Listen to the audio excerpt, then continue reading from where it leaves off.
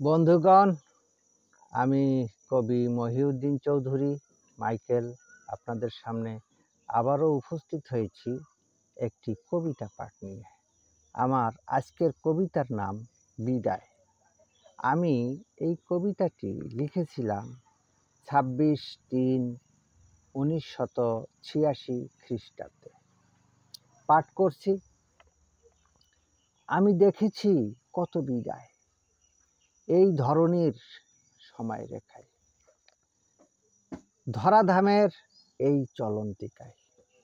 কেউ বা শুধু নিজের ইচ্ছায়, কেউ বা শুধু অন্যের ইচ্ছায়, কেউ বা আবার অদৃশ্যতায়, কেউ ঠিক দিনক্ষণে বিদায়, আবার কেউ চির অজানায়।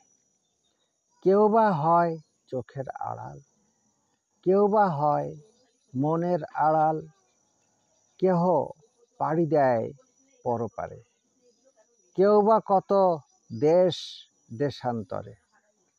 বিদায় নেওয়া কখনো কষ্টের, আবার কখনো বা সুখের।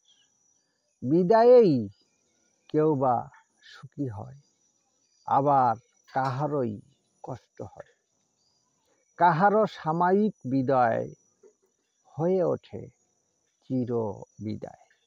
এভাবে হয় ধরাতে বিদায়, অহরহ দ্রুত সময় রেখায়।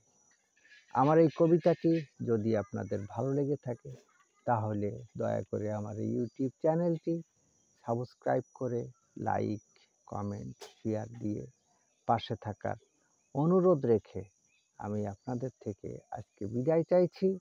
সবাইকে শুভেচ্ছা, শুভকামনা, অবিরাম অন্তহীন নিরন্তর পথ চলা। ধন্যবাদ।